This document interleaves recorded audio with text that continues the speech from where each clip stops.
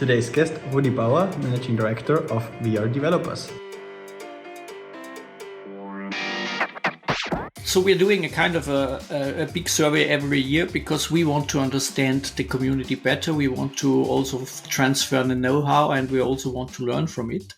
And we do it every year. And this year, so in 2023, we did it in all over Europe. So we asked 1,300 developers all over Europe about what's becoming important, what they think is the most important for them, what makes them deciding for a new job or deciding to take an offer from a company. And there's some facts that, they are there. We know them quite for years. I mean, discrimination, is important. It's still shocking how many % of the people mention it as a problem. So I thought it's probably, if I guess, I would have said probably it's in 10% of the companies.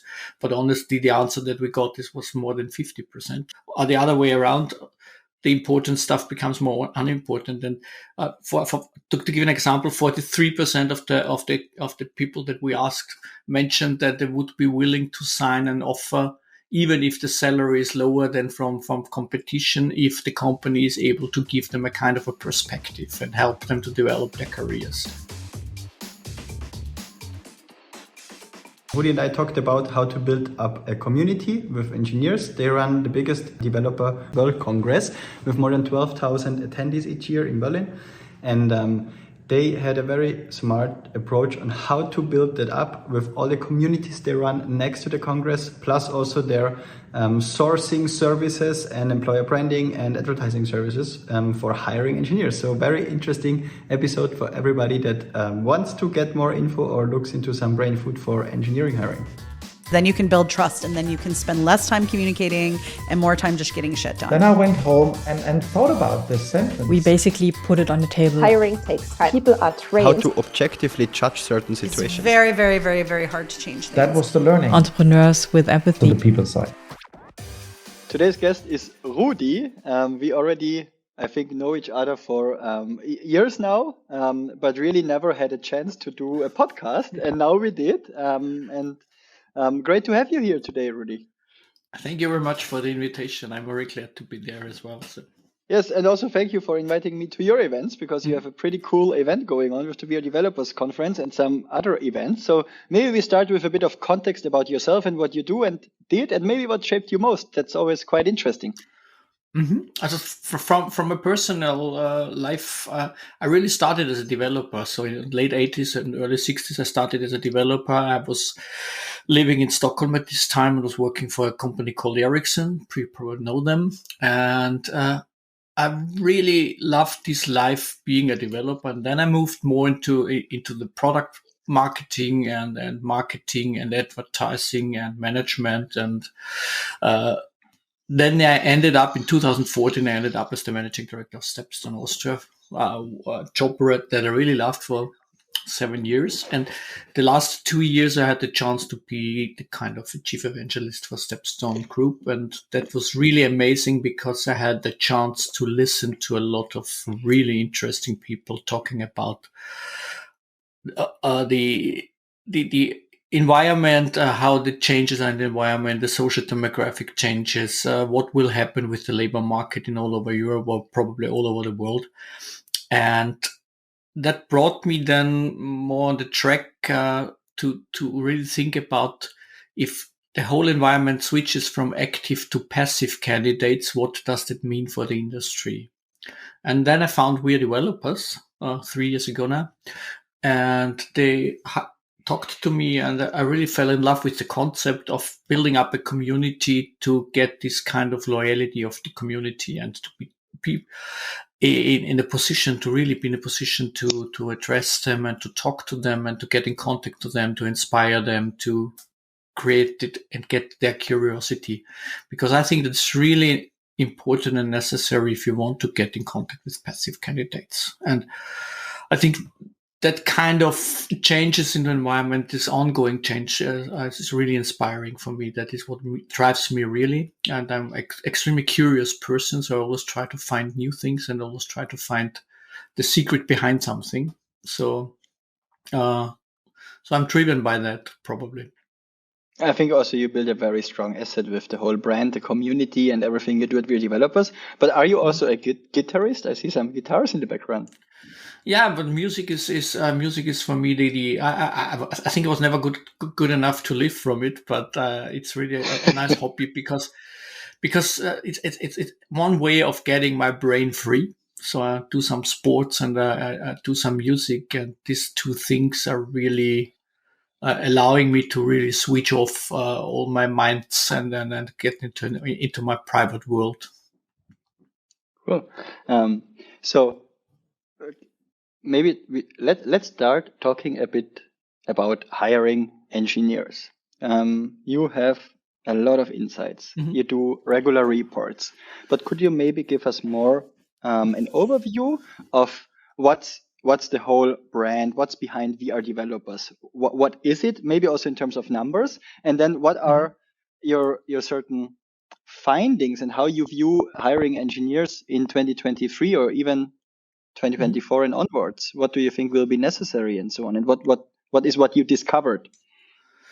I think what's really important is to be on eye level. So I think that the most important thing is not to overcome this gap. And there's a gap between companies and candidates, and it exists for many years. I think it has become better, but it's still there. And I think these kind of stereotypes to think developers are the guys sitting with a black t-shirt somewhere in the basement eating pizza and not willing to talk to anybody is totally wrong. And I think if you have accepted and overcome that, I think you are a really big step closer to getting the people.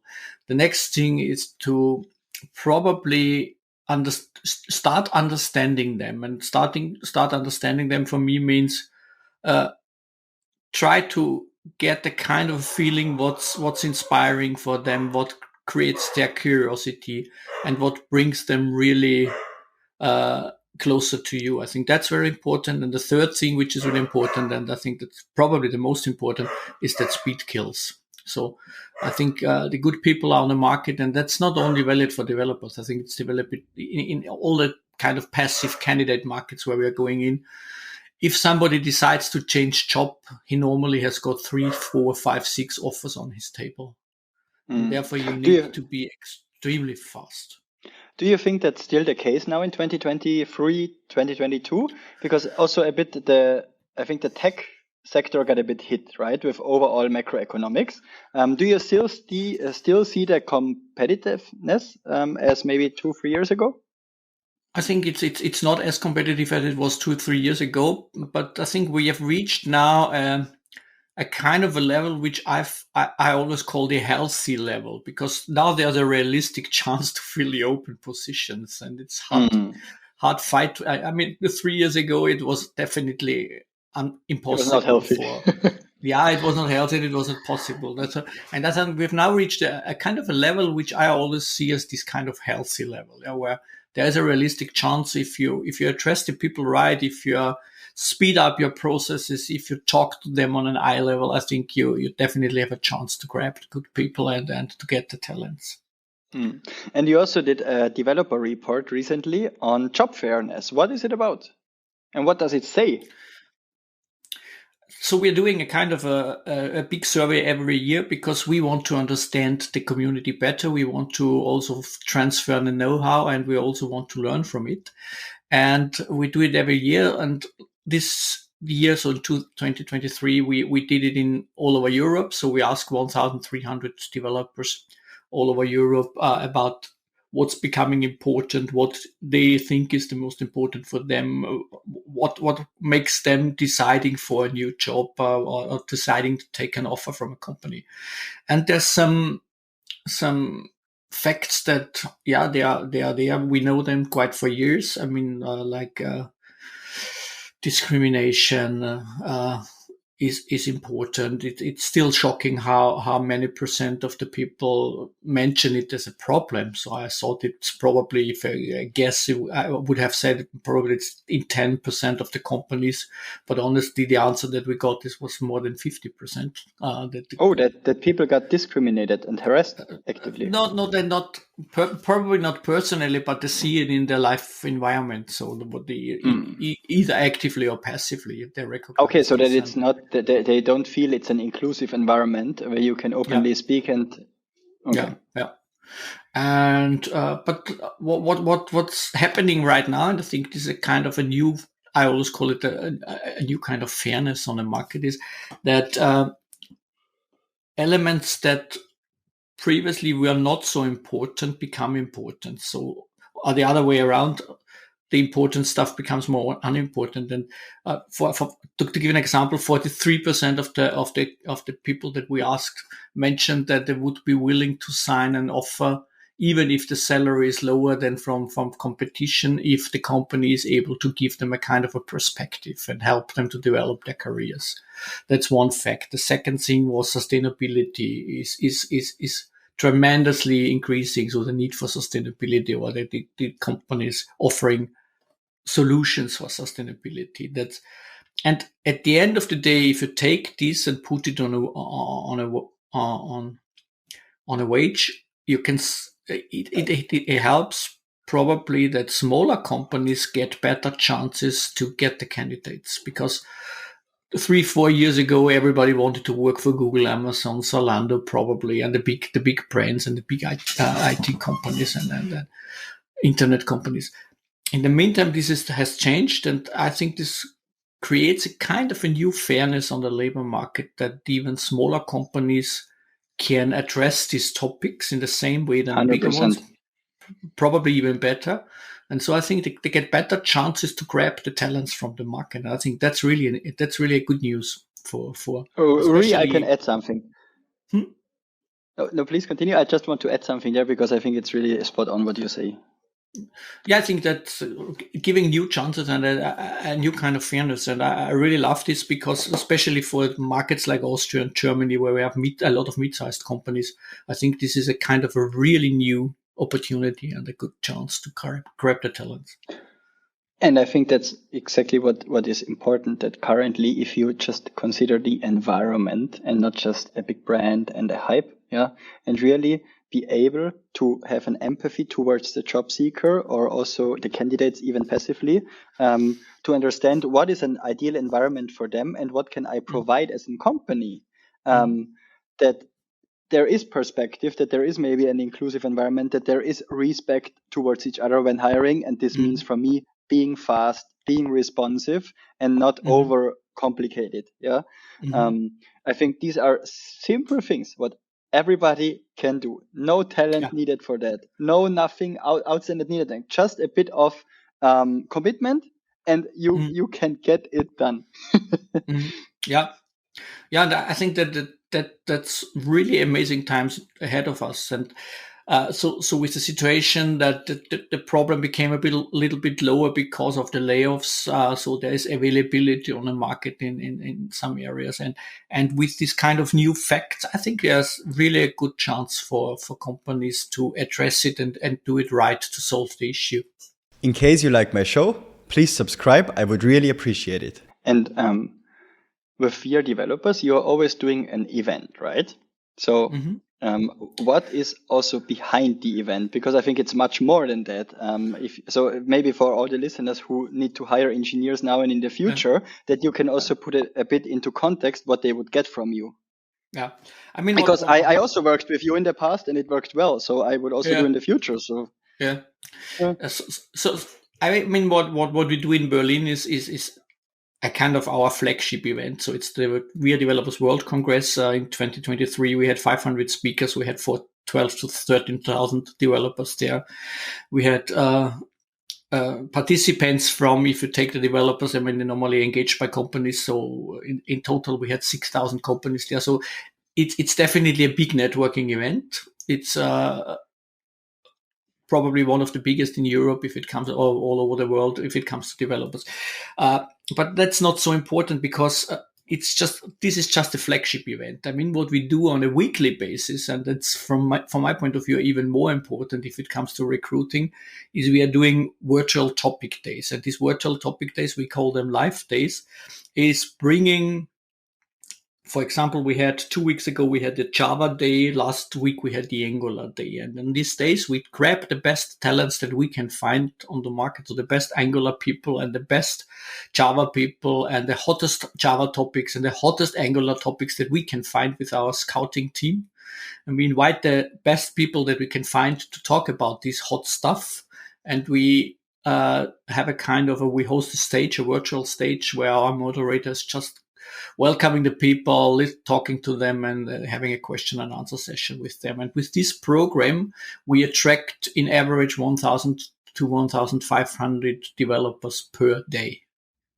Oh. So at the Java Day, if you are recruiting Java people, I think the best place to be is participating in these Java days, because you have 1,500 Java developers sitting there and listening 4 or 5 hours or 6 hours, as long as the program goes, to Java. How do you identify those best in a certain field? Do you just go to GitLab or not GitLab, GitHub, and look for certain contributions and then check, hey, there are a lot of commits?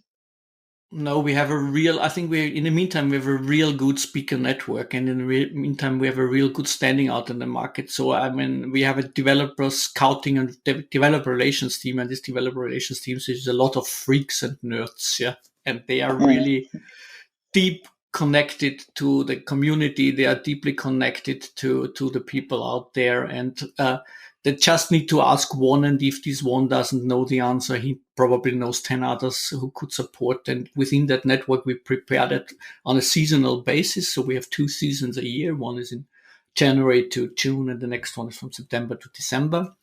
And within the 2 seasons, we are running this kind of live days. And I think this always brings us new profiles on the platform, because as mentioned, we're having 1,000 to 1,500 new listeners at these live days, and there, with that, we build up our community. On the other hand, of course, we give companies the big chance to really show themselves, to create curiosity about them, to put probably their best Java developers that they have in their team on our stage as well. So we give them the possibility to really, starting from a job ad on one end, which I personally see as the least attractive thing for passive candidates, because, I mean, if I'm not looking for a job, I'm not looking at a job ad as well. But if a company inspires me, if I see good people on stage, if I listen to insightful information, that attracts probably people. And then these people say, okay, I'm interesting company, interesting topic that they are handling. And then, of course, they're clicking on the apply button as well. Yeah, so. Yeah, I think that's also something to consider for companies, right? If you want to stand out, you need to make an effort, and you don't need to do a lot of volume. You just need to find one really relevant stuff, be good at it, and then you can 10x, 100x this. For instance, having a good team member talking about something highly relevant and putting them on stage.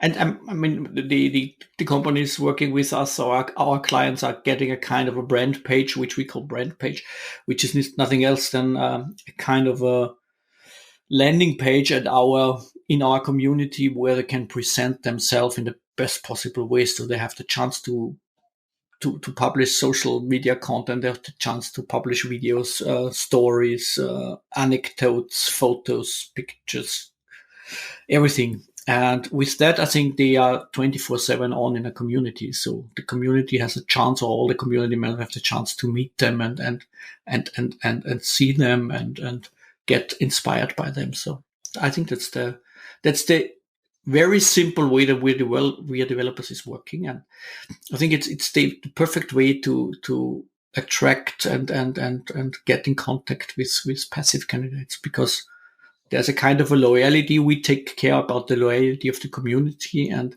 we offer kind of this marketplace more or less to our clients. And I think when we look at macroeconomics overall, and development of certain I would say, societies, generally speaking, there will be a gap. Yeah, a gap of a lot of people going into retirement, but maybe not the same level of people will be available at the same level for certain jobs. When we now zoom into engineering, how do you see the dynamics on a, let's say, economical or more meta level? And what factors do politics and also with the whole education piece and so on, plus also maybe the movement of AI play into that? And maybe let's go through it step by step. I think your thoughts there are really interesting. I think if you look on the from the social demographic development and this baby boomer generation retiring in a couple of years, I think there's a slightly better situation for the software developers environment because there's only a few baby boomers being in that business.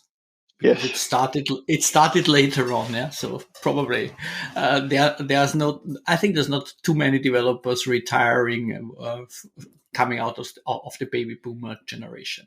That's probably good news. On the other hand, I think what we need to solve within the next years, and I think it really starts in the kindergartens, is to attract females stepping into that business, getting inspired for technical industries and technical jobs. I think that's really important. That's one thing. And the other thing, what I see, or what we see, I mean, knowing our community, knowing a lot of people in our community, and knowing a lot of stars in that community as well, I think the best developers that I met have not studied at universities. So it's a kind of they quitted schools. They were these kind of strange people, these hidden talents, and they got infected by this virus. Being a software developer, and I think they really fell in love with that, and so it's a kind of another approach of getting this kind of skill sets that you need for that job. And I think universities where you have to run a kind of a 4 or 5 years study program is probably not the right way of getting these people in for the market. I mean, that's one thing which I think. But there's a lot of boot camps, coding schools appearing, and I think that could help to solve the issue. And it's a little bit like when I wrote my first lines of code. I mean, I think it's a little bit like handcrafting. It's a little bit if you're kind of building a table. I think it's the same kind of thing. The first one is probably not the best one, and as more as you produce, as better it will become. And I think it's the same with code. And my experience was as more as you are into the business, as more as you're really working live on the problems, as better you become. And I think that's important that it shouldn't be a theoretical 4-year study somewhere. So I think it's more important to get a kind of another models for training that people. That's one thing. The other thing is, of course, artificial intelligence. I think there will be a part of coding will be definitely done by AI. And I mean, that means that probably the people you need on the market need to be even better skilled and trained because they have to do the higher level stuff then. So that probably can cause some issues. So it's maybe less software developers. We are also maybe more software architects who are using certain modular script libraries that already do certain stuff. Yeah, probably not. I think not the developers themselves will get lost. I think it's the coders, the pure coders. Yeah, I think people writing pure code probably could be exchanged by AI. But software developers, hopefully also legacy code can be replaced a bit with AI or cleaned up that you don't need to refactor. A big issue, but probably that's the solution for that problem. Yeah, so probably there will be.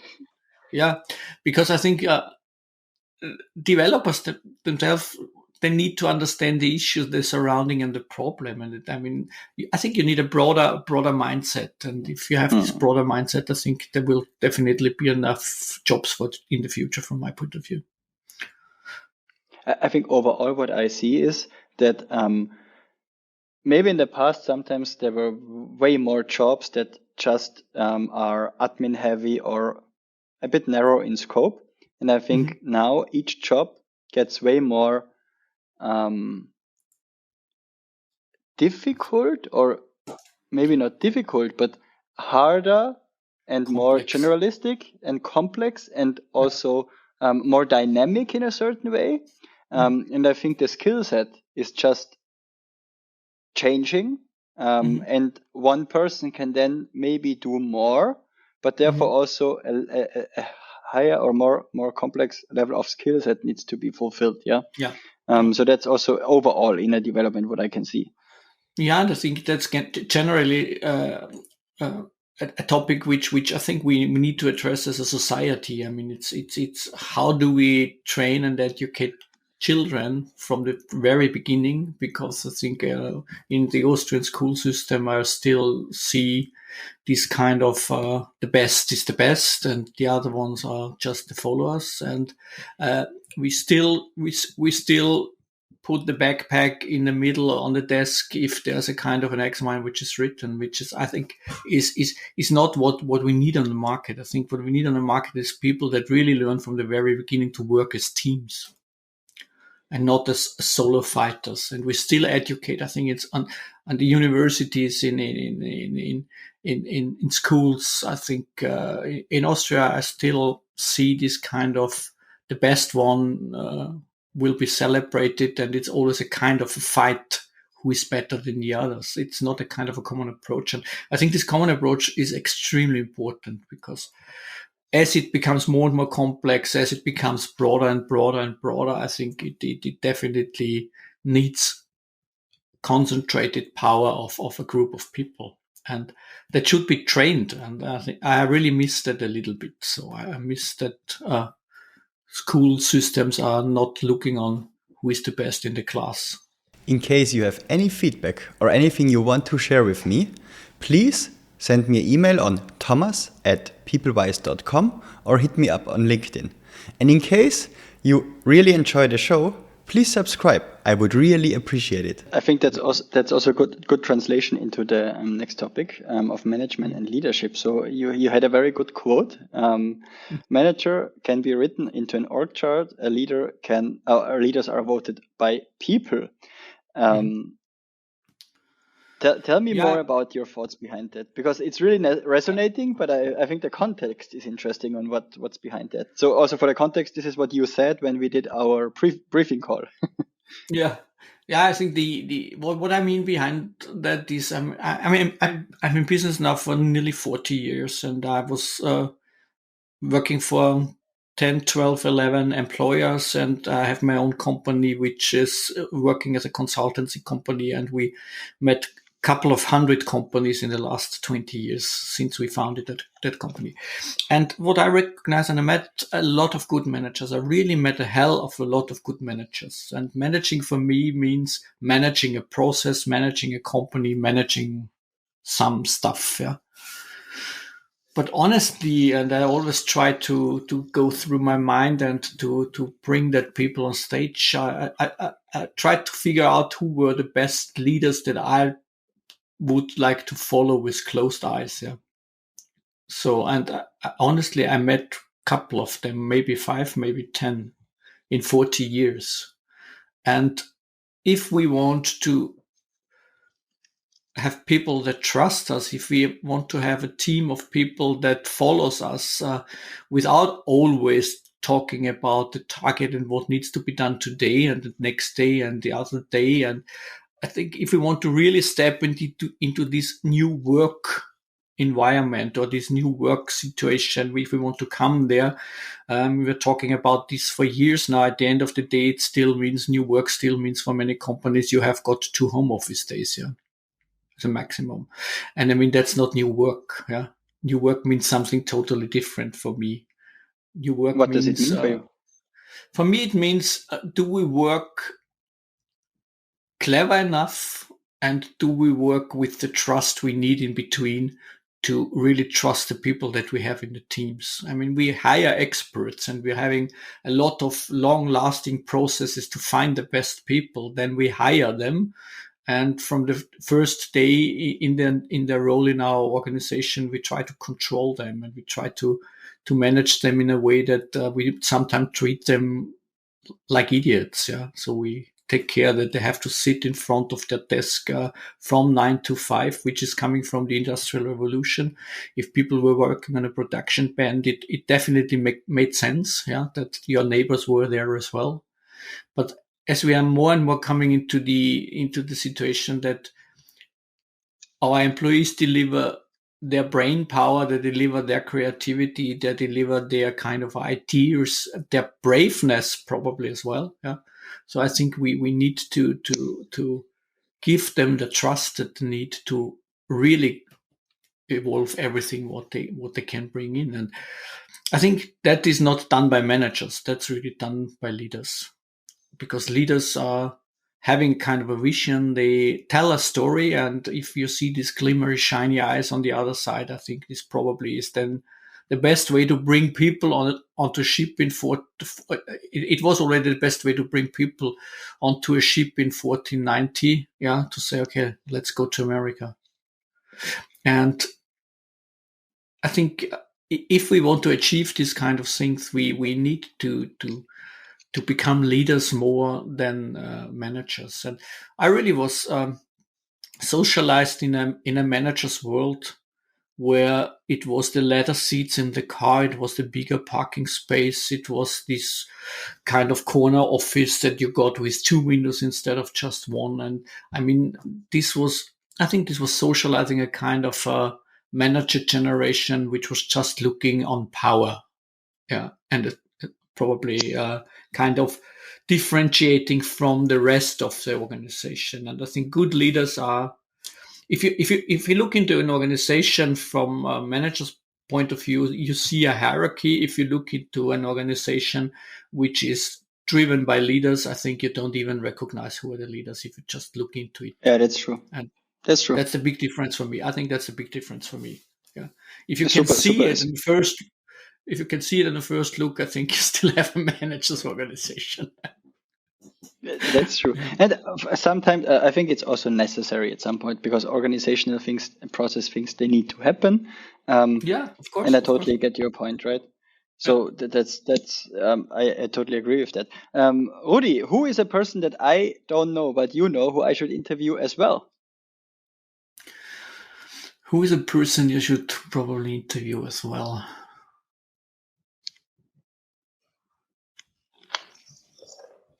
Yeah, it was a too quickly asked. There's so many in my head, in my mind at the moment. It's fine. You can come back later to me if that is fine for you. Because I will come back later. I have so many in mind now. It's one piece of my podcast that I want to keep it organic, right? That guests should recommend other guests, and then I try to get them on the show as well, because I think that's the beauty of podcasting as well. Yeah, of course. And so thanks so much for your time, for your insights, and I really enjoyed the conversation. Thank you very much, Mons. It was a pleasure, and I'm really looking forward to have you in our show. So yes, and sure, to talk about your topics. Yeah. Thanks. See you.